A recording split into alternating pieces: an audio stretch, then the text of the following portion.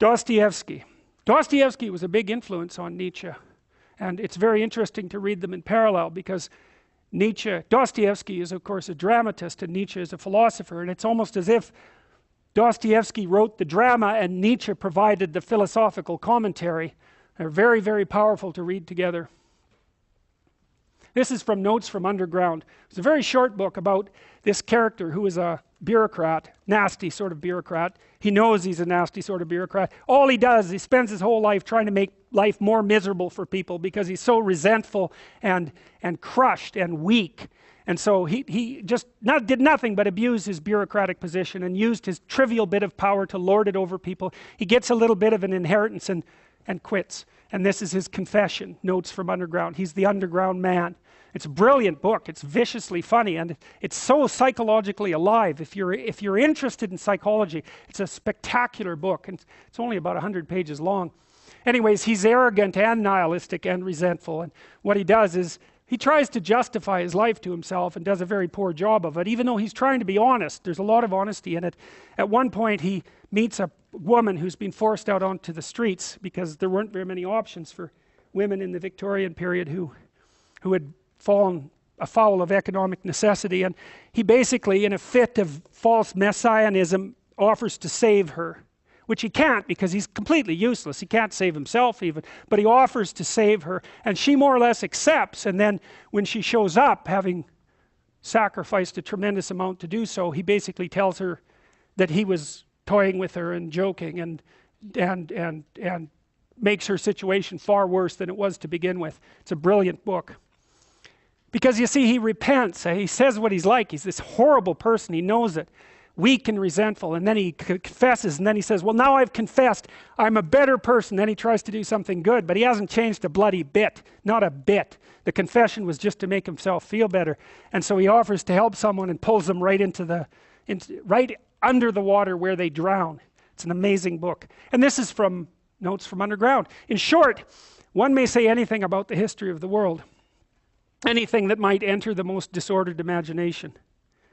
The only thing one can't say is that it's rational. The very word sticks in one's throat. This is a good example of the existential criticism of the idea of rationality. Dostoevsky says, well, lots of things operate according to rational principles.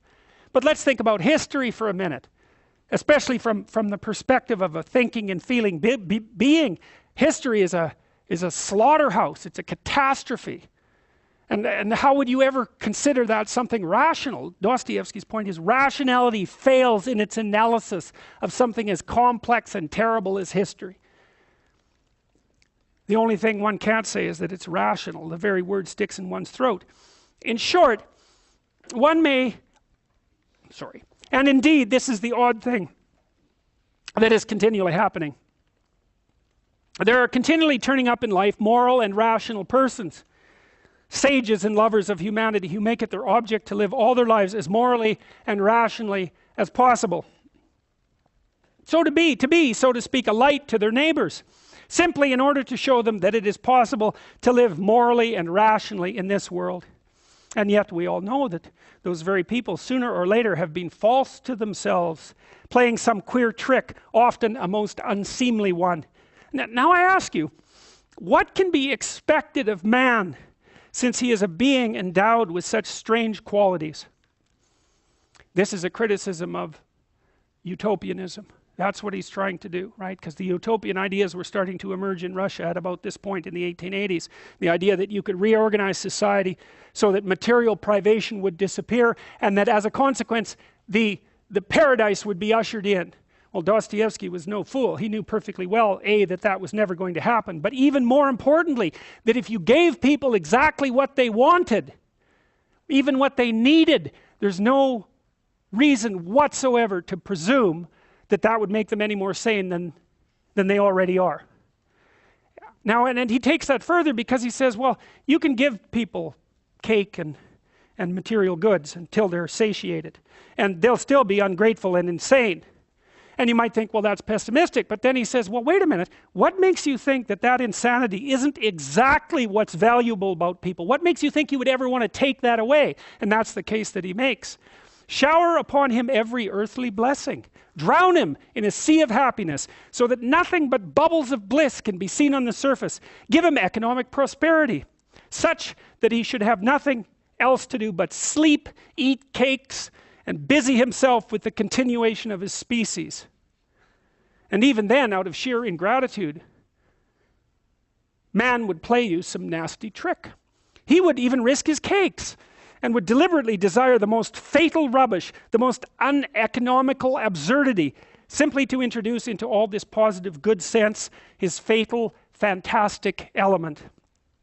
It is just his fantastic dreams, his vulgar folly, that he will desire to retain, simply in order to prove to himself, as though that were so necessary, that men are still men, and not the keys of a piano, which the laws of nature threaten to control, so completely that soon one will be able to desire nothing but by the calendar. And that is not all. Even if man really were nothing but a piano key, even if this was proved to him by natural science and mathematics, even then he would not become reasonable, but would purposely do something perverse out of simple ingratitude, simply to gain his point. And if he does not find means, he will contrive destruction and chaos, will contrive suffering of all sorts, just to gain his point.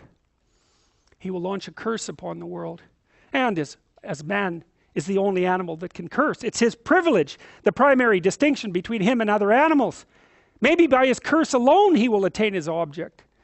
That is, to convince himself that he's a man and not a piano key. And if you say that all of this too can be calculated and tabulated, chaos and darkness and curses, so that the mere possibility of calculating it all beforehand would stop it all, and reason would reassert itself, then man would purposely go mad in order to be rid of reason and gain his point. I believe in it. I answer for it. For the whole work of man really seems to consist in nothing but proving to himself every minute that he's a man and not a piano key. It might be at the cost of his skin. It might be by cannibalism. And this being so, can one help being tempted to rejoice that it has not yet come off, and that desire still depends on something we don't know?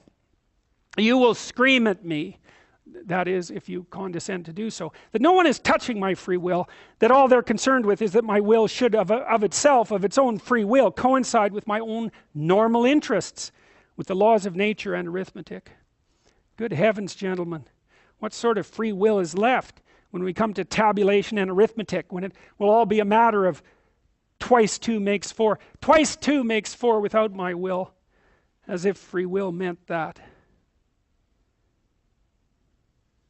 It's brilliant, I think. It's one of the most remarkable criticisms of utopianism I've ever read. It's like, and it's so intelligent. It's like, what makes you think that if you had everything you asked for, that would satisfy you?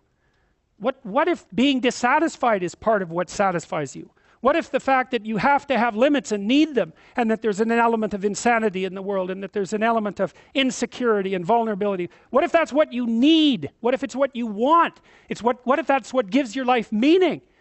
You're going to be like a lion after it's eaten a zebra and do nothing but sleep. It hardly constitutes the appropriate human paradise. What makes people think that merely providing economic security would be sufficient? Who wants that? It's what you offer a cow in its pen so that it remains calm and fat. It's not something for human beings. And that's Nietzsche's fundamental point.